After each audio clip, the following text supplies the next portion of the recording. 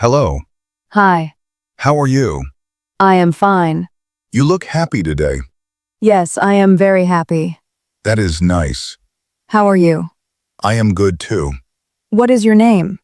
My name is Rahul. Nice to meet you, Rahul. Nice to meet you too. Where are you from? I am from Delhi. Oh, that is a big city.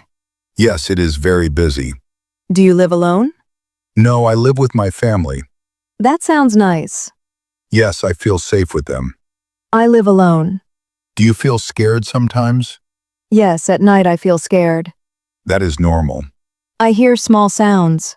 That can be scary. My heart beats fast then. Do you call someone then? Yes, I call my brother. That is a good idea. Talking makes me calm. I feel the same. What do you do? I am a student. What do you study? I study English. That is great. I want to speak well. I also want that. We can practice together. That sounds exciting. Yes, I feel excited now. Me too. Do you feel nervous sometimes? Yes, when I talk in English. I feel nervous too. My hands shake then. My voice shakes too. But we must try. Yes, we must not stop. Practice will help us. I believe that. What time do you wake up? I wake up at 6. That is early. Yes, I like the morning.